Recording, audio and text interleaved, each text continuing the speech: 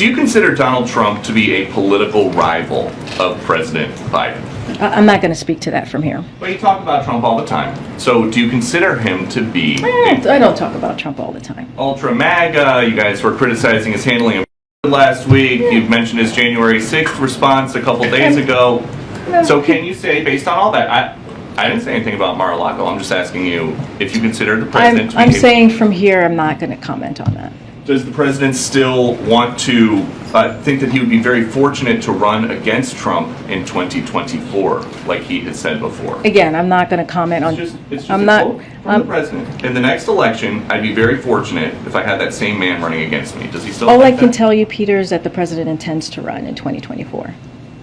Is there a concern here that if you guys don't say more, then these Republicans who are accusing this White House of weaponizing the Justice Department, weaponizing the FBI, that's going to become the public sentiment? If you guys don't say once and for all, we are not doing that.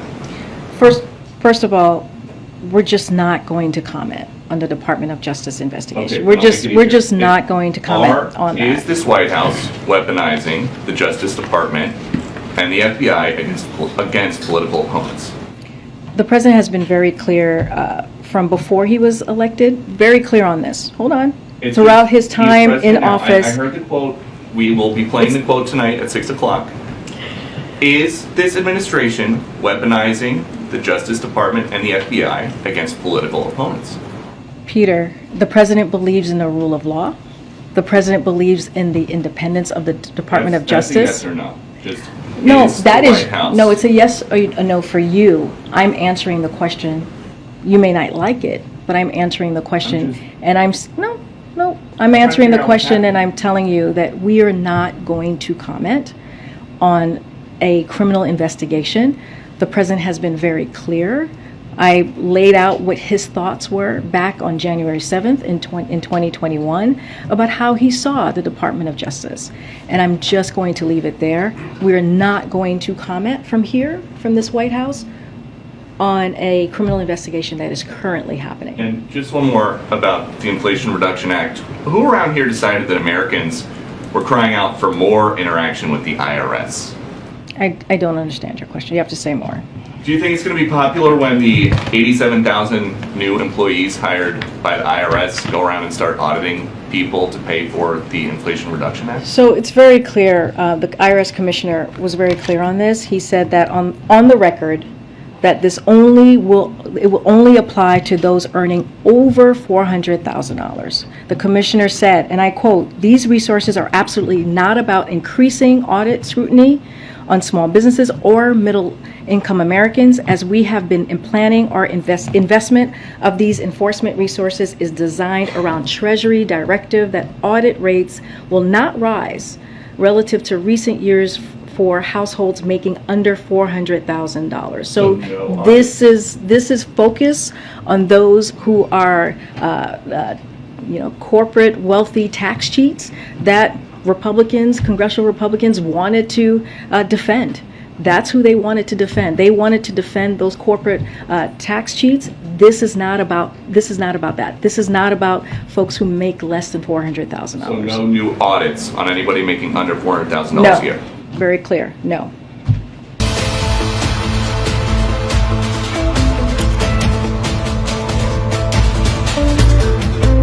It's really a great pleasure to be back here with you again, albeit, I believe, for the last time.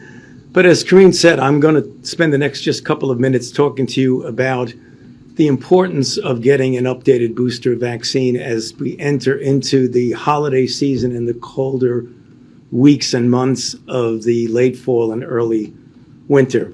So let's just talk very briefly about what we know about the vaccines, because we want to make our decisions really based on facts, evidence, and data. Are the vaccines safe? That keeps coming up. The answer is now, overwhelmingly, it should be off the table. There have been 13 billion doses of a COVID-19 vaccine that have been distributed worldwide, hundreds of millions in the United States, and there's robust safety monitoring systems that are in place. And clearly, an extensive body of information clearly indicates that they're safe. Next, Are they effective? And I believe you are all aware of this. If you look at the striking data, overwhelmingly show the effectiveness of vaccines, particularly in preventing severe illness and deaths. And recent data that has come out indicate that if in fact you are vaccinated and boosted compared to an unvaccinated person, there's a 14 times lower risk of dying in the most recent BA.4/5 era compared to unvaccinated, and at least a 3 times lower risk of testing positive compared to the unvaccinated individuals. But then there's some issues that we have to deal with that are sometimes confusing to the American public. If that's such great data, why do you tell us that we should be, for our own safety and that of our families and the community, get a booster shot? There are 2 issues that in some respects are unprecedented when it comes to infectious diseases. And that is, as good as the vaccine is, and as good as post-infection protection is, the immunity and protection wanes over time. Let me put it into some perspective for you. If you get vaccinated with measles or infected with measles, the duration of protection is measured at a minimum in decades and likely for a lifetime. That just happens to unfortunately not be the case when you're dealing with coronavirus and particularly SARS-CoV-2. So you need to update the protection that we know is good protection. Next, we have the complicating issue that we can't do anything about, is that you have the emergence every several months now, historically, of variants. Remember, Delta, Omicron, BA.4/5, BQ.1.1, the things that we're all hearing about and reading about and seeing. You don't have that with another example, just getting back to measles, which we're all familiar with. There are no variants of measles. I got infected with measles when I was a youngster because I'm old enough to not be getting the vaccine. And that measles is the same measles that's circulating now in the developing world. It doesn't change. And that's the 2 major reasons for getting a booster. The booster's bivalent. People get confused with that word. What does bivalent means? There's 2 components. One is the ancestral original vaccine that we all got, and the other is the updated BA.4/5. So then people ask appropriate questions. Do they really work? What are the parameters to see if they work? There are 2 parameters. One is what the vaccine does in boosting an immune response. We refer to that in the medical circles as immune correlates. And then there's the real world vaccine efficacy. If you look at the recent data that has now been coming out from the companies as well as academic investigators, it is clear now, despite initial bit of confusion, that the BA.4/5 bivalent booster, what we refer to as the updated vaccine, clearly induces a better response against BA.4/5 and the sublineages of BA.4/5 than does the ancestral strain. So from a pure immunological standpoint, it looks quite good. Clinical efficacy data from the CDC will be released. In fact, it already has been released. It was supposed to be released at 11:30, which is clinical efficacy data, looking at real-world data of hundreds of thousands of people, looking at the capability of the virus to protect against the real-world BA.4/5 that has been circulating. And we know that that is really quite good. So you have immunological data, and you have now clinical efficacy data. Everybody was asking the question, where's the clinical efficacy data? Now it has come out with the CDC MMWR this morning. So we know it's safe. We know that it is effective. So my message, and my final message, maybe the final message I give you from this podium, is that please, for your own safety, for that of your family, get your updated COVID-19 shot as soon as you're eligible to protect yourself, your family, and your community. I urge you to visit vaccines.gov to find a location where you can easily get an updated vaccine. And please do it as soon as possible. Thank you.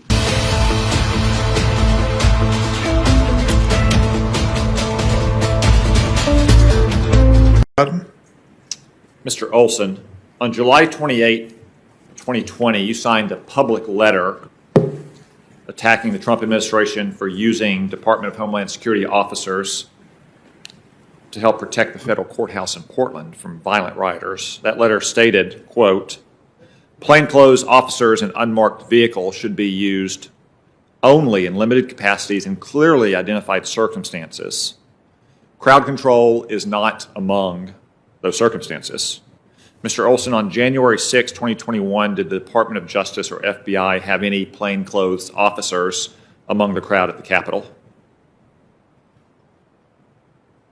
Senator, I'm not aware of whether or not there were plainclothes officers in among the crowd at the Capitol on January 6th. Did any plainclothes officers enter the Capitol on January 6th? I don't know the answer to that, Senator. Mr. Olson, I got to say your answers to many questions today are disappointing because they boil down to essentially, I don't know. Did you prepare for this hearing? Did you know this hearing was happening before this morning?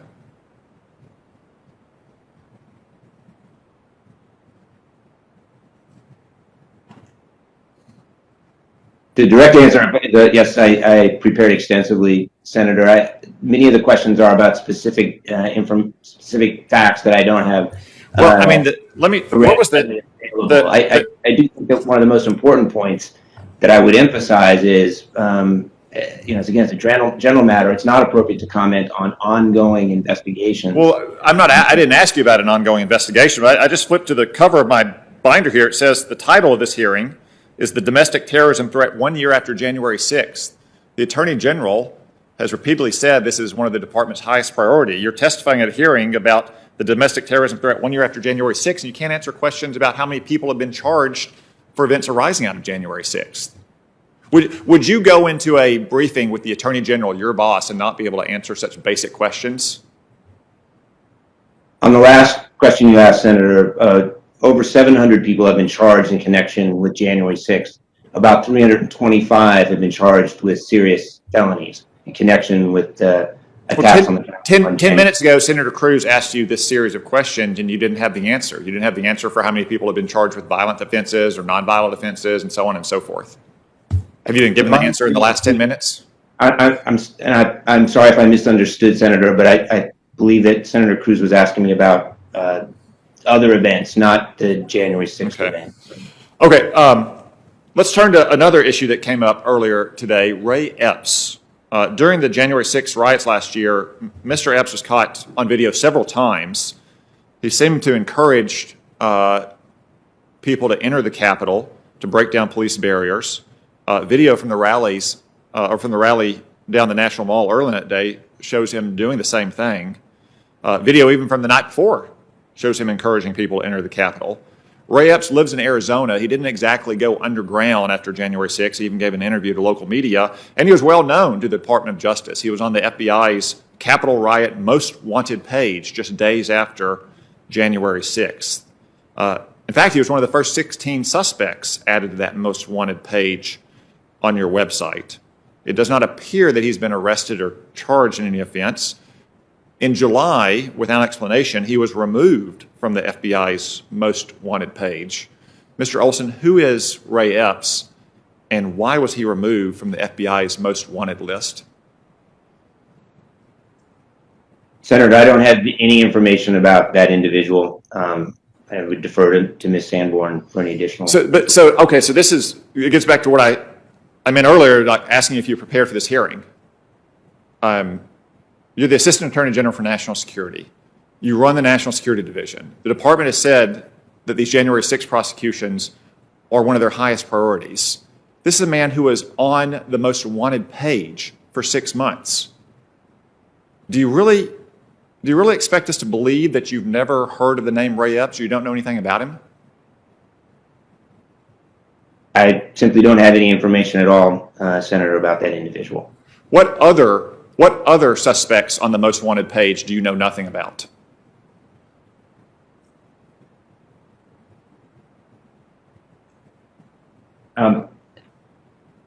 Senator, Let me ask you this: Can you name anyone else on the Department of Justice's most wanted page?